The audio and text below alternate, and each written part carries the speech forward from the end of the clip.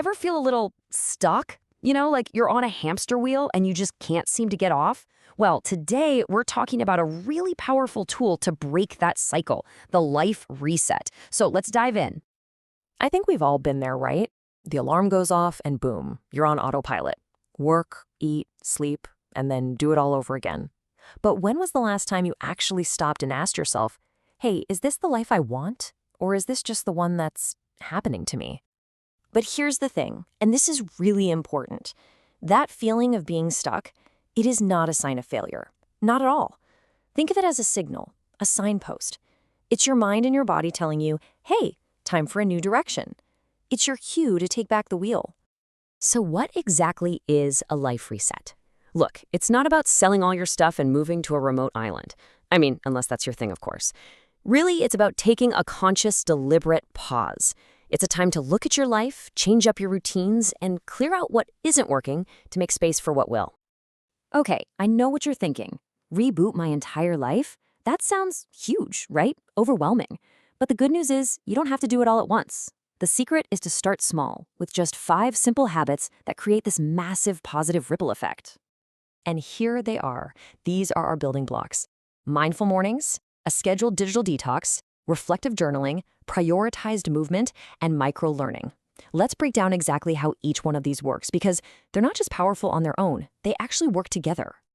All right, first up, mindful mornings. This one is absolutely key. Why? Because how you start your day pretty much sets the tone for everything that follows. If you can win the first hour of your day, you're setting yourself up for a win, period. And look how simple this can be. We're not talking about some complicated hour-long routine. Before you even think about coffee, drink a glass of water. Before you grab your phone and let the world rush in, just take 5 minutes of silence. And finally, set one single achievable intention for the day. Something like, today I will be present. That's it. Seriously. Okay, let's move on to our second habit, the scheduled digital detox. We live in a world of constant pings, dings, and notifications. It's just nonstop noise. If you ever want to actually hear your own thoughts, you have to intentionally create some silence. You've got to disconnect from the world to reconnect with yourself. And this really shows the difference. Most of us, most of the time, are in a reactive state. Our focus is being hijacked by whatever pops up on our screen. A digital detox helps you flip that switch. It moves you into a proactive state where you are in control. Just 1 hour a day of offline time can give your brain the space it needs for that deep, creative, uninterrupted thinking. Next up, we have reflective journaling. And hey, forget whatever you think about writing in a diary. This is a practical tool. Your head is full of unprocessed data, all those thoughts, worries, and ideas swirling around. It's like having a million tabs open in your brain.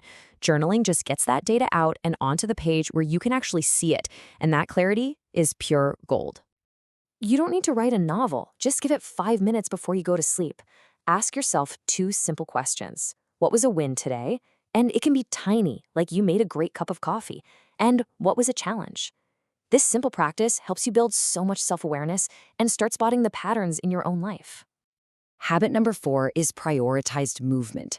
This is so critical because our minds and our bodies are completely connected.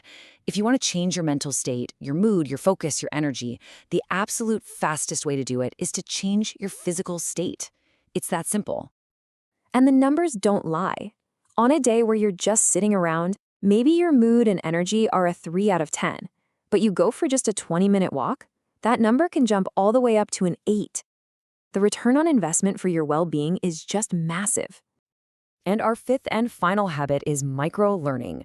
A big reason people crave a reset is that feeling of stagnation. Well, the best antidote to stagnation is growth, even just a little bit of it. And this connects right back to that journaling habit. Once you get clear on what you're thinking, you'll often discover what you're genuinely curious about. The key here, and I really mean this, is that this is not about some huge, intimidating task. It's not about becoming fluent in Italian in a month. No, it's about learning one new word.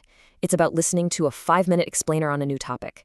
These small, consistent inputs of new knowledge build incredible confidence and momentum over time. And that idea of small, consistent inputs, that's really the thread that ties all 5 of these habits together. You can see how they feed each other, right? A mindful morning gives you the energy for movement. Journaling reveals what you want to learn.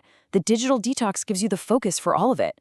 The goal is never, ever perfection. You will miss days. The goal is simply consistency. And using a simple habit tracker like this can be a game changer. Just look at this example. It's not perfect. Tuesday's a bit of a wash, but you can still see the progress. Every single one of those check marks is a small vote for the person you want to become. And seeing that progress laid out, it's incredibly motivating. I really want to leave you with this idea.